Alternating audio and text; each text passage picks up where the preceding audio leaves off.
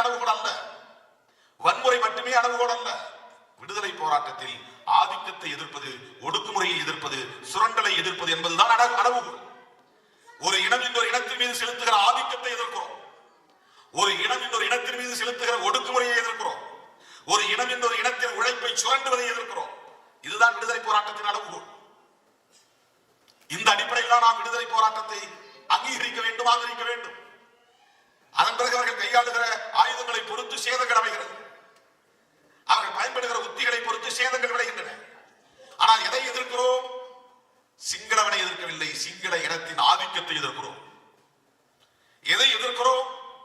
தமிழினம் சிங்களம் தான் படித்தாக வேண்டும், படிக்கவில்லை என்றால் தரப்படுத்துதல் என்கிற பெயரால் இந்த இனத்தை நாங்கள் ஒழிப்போம், கொள்கை ரீதியாக ஒழிப்போம், ஒடுக்குமுறை ரீதியாக ஒழிப்போம் என்று அவன் ஒடுக்குமுறையை திணித்தான்.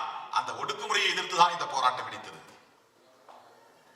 ஆக உலகம் முழுவதும் விடுதலை போராட்டங்கள் இந்த அளவுகளின் அடிப்படையில் தான் நிகழ்கின்றன, நடந்து கொண்டிருக்கின்றன.